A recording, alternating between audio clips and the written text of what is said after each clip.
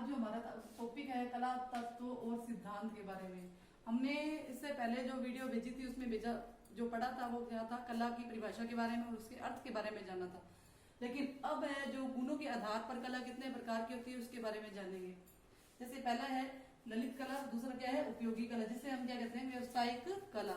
व्यवसायिक कला का मतलब क्या है कि आप अपने जीवन में जो कला है उसको किस प्रकार से उपयोग में ले रहे हो, वो क्या होती है व्यवसायिक कला। ठीक है। इसके बाद मैं आपको बता दूं ललित कलाएं हैं जो वो कितने प्रकार की होती है, दो प्रकार की होती है। एक तो होती है दृश्य कला और दूसरी क्या होती है प्रदर्शनकारी कला। दृश्य कला में क्या होता है, जैसे तीन प्रकार के भागों में बांटा हुआ है, जैसे चित्रकला, मूर्ति कला और वास्तुकला। वहीं प्रदर्शनकारी कला में क्या है संगीत कला, नाट्य कला और नृत्य कला। अब आपको एक एक टॉपिक के बारे में मैं समझाऊंगी।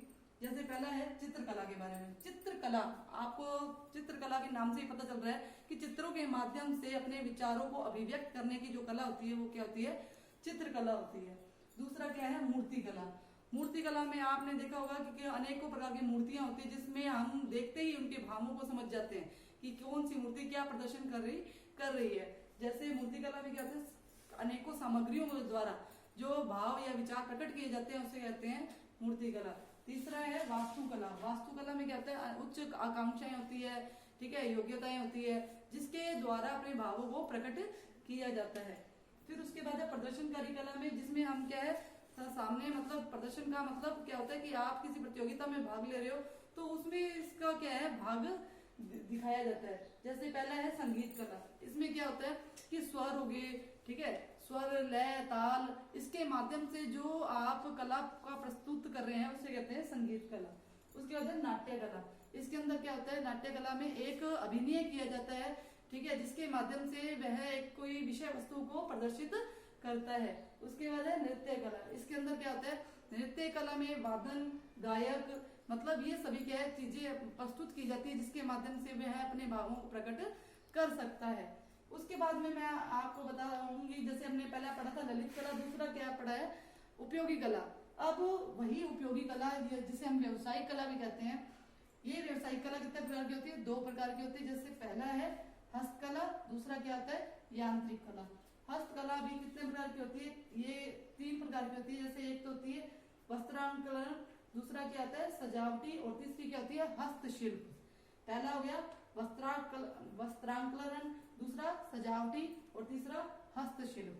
ठीक है। अब आपको बता दूं कि हस्तशिल्प में मतलब किस प्रकार से आ रहा है। जैसे वस्त्रांकलन मतलब इसके अंदर क्या होता है जितने भी वस्त्रों की सजावट वगैरह या फिर बेल बूटे उसके बारे में माध्यम से बताया जाता है। दूसरा क्या होगी सजावटी। सजावटी में किस प्रकार से मतलब सजावट की जाती है, किस प्रकार से सुंदरता का रूप दिया जाता है, वो क्या होती है सजावट। फिर है हस्तशिल्प। हस्तशिल्प में क्या आ जाएगा अनेक प्रकार के कुटीर उद्योग आ जाएंगे जिसके अंदर क्या है काष्ठ उद्योग हो गया है ना, उसके माध्यम से क्या क्या चीजें सजावटी सामान बनाया जा सकता है उसके माध्यम से ये क्या है कला प्रस्तुत की जाती है।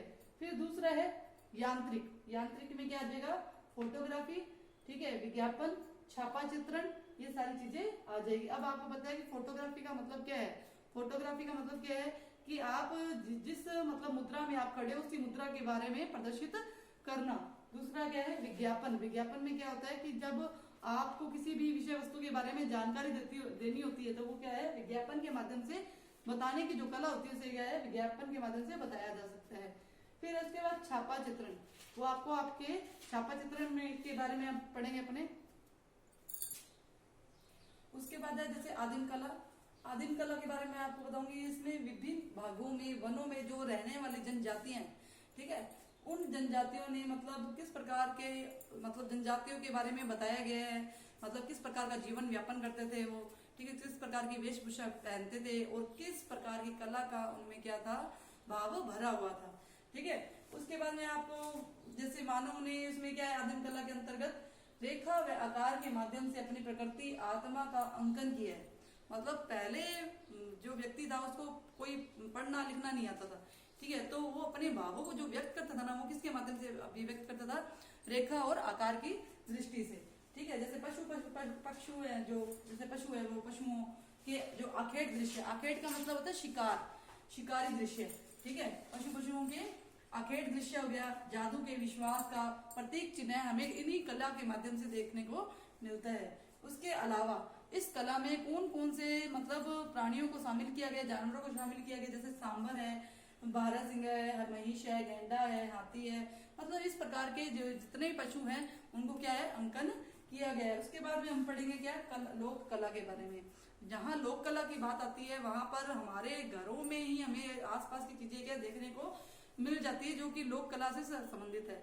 सबसे फर्स्ट पॉइंट है इसमें मांडना। मांडना आपको पता है कि अनेक त्योहारों पे अवसरों पे क्या होता है, घर की भित्तियों पर, भित्तियां मतलब दीवारों पर क्या है कुछ मतलब चावल का मतलब आटा ले लो या फिर गेरू रंग का आटा ले लो, ठीक है, उससे क्या है कुछ अनेक प्रकार की आकृतियां बनाई जाती है, उसे कहते हैं मांडना। उसके बाद है गूंथना। गूंथना क्या होता है, पहले क्या होता था कि जो मनुष्य होता था मतलब आदिम कला के अंतर्गत कि वो क्या है अपने शरीर पे मतलब क्या है कुछ आकृतियां बनवाते थे, गुंदवाते थे, ठीक है, तो इस प्रकार को कहते हैं गूंथना कहते हैं। उसके बाद है चित्राम। चित्राम आपको पता ही है कि चित्रों के माध्यम से प्रस्तुत करना, ठीक है। उसके बाद में जो फड़ है, फड़ का मतलब भी यही है कि आकृतियां जो विभिन्न घरों में बनाई जाती थी वो क्या है फड़ है।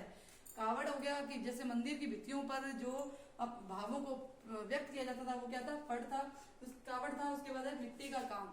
मिट्टी का काम मतलब जी यहाँ पर जितनी भी कला का प्रस्तुत किया जा रहा है, प्रस्तुतिकरण किया जा रहा है वो किसके माध्यम से किया जा रहा है, मिट्टी के माध्यम से